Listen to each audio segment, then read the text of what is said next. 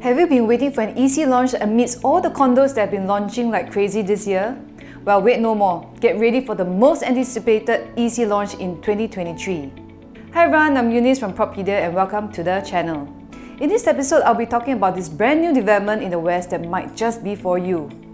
The first ever EC to launch this year and the only one to finally come up in Bukit Batok after over 20 years. You guessed right, it's Altura. In my previous episode of Do ECs Make Good Money, I've shown statistics that high percentage of owners who have bought new launch ECs always tend to make decent profits. If you recall, there were even people racking in over $1 million in profits after selling their ECs. The big question now is, will the upcoming ECs still able to make as much profits as today's launch prices are doubled to what those previous EC owners have purchased?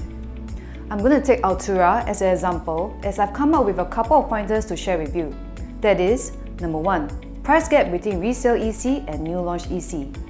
Number 2, do surrounding BTOs affect prices of your EC? Point number 1, this is what I found out. Can I say that it's true there will always be a price gap between resale and new launches? That is, new launch house prices will always be priced higher than resale houses. To illustrate my point further, let's take Privé and Piermont Grand EC, both of which are located in Punggol for comparison. When Piermont Grand first started selling as a brand new product in 2019, the average PSF was sold at around 1,001, whereas the resale EC called Privé, which collected keys in 2013, was selling an average of 900 PSF, also in 2019.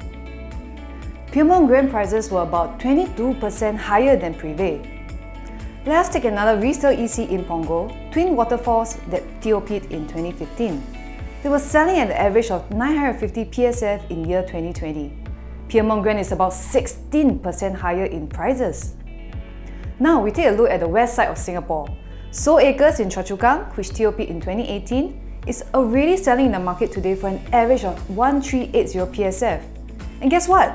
Altura is set to launch at starting price 1375 PSF. Yes, you heard me right. Prices are lower than a resale EC. Even if I take the average selling price in Altura to be around 1480 PSF, Altura's prices is only 7% higher than Soul Acres. If you have a choice between choosing an old pair of shoes versus a new pair of shoes at just 7% difference in prices, which will you choose? I believe the answer is obvious. Point number 2. To add on, Altura is also surrounded by more than 10,000 new BTOs, which means there will be plenty of HDB upgraders in future who will be helping to push the prices up. Let's take a look at some statistics. Terrace EC at Punggol versus Sea Horizon EC at Pasir Ris. The Terrace 3-bedder earned the highest 621k profits compared to Sea Horizon's highest 400k profit. Next, the 4-bedders difference in profits that we can see on the screen.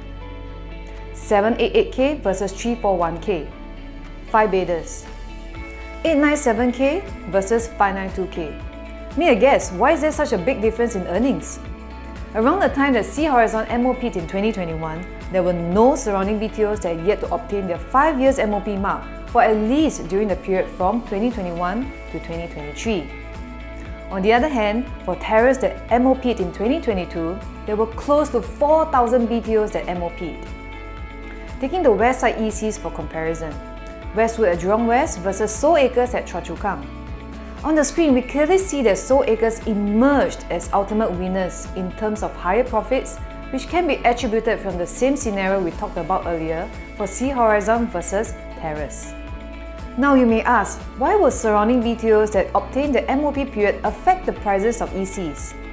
The pent-up demand from the HDB upgraders will create a lot of viewing frenzy and activities of the nearby EC, and the profit they have earned from selling the current flat along with the initial HDB down payment will allow them to do the upgrading, leading to a surge in the EC prices. On the other hand, if there are no HDB upgraders that can do the upgrading due to the restriction of the MOP, prices will not move as fast for that particular EC in that region. I've come to the end of my video, and there are actually still more in-depth analysis for this topic that I'm talking about today. For more info and if you wish to know more about this project, feel free to reach out to me or Alex at our numbers below.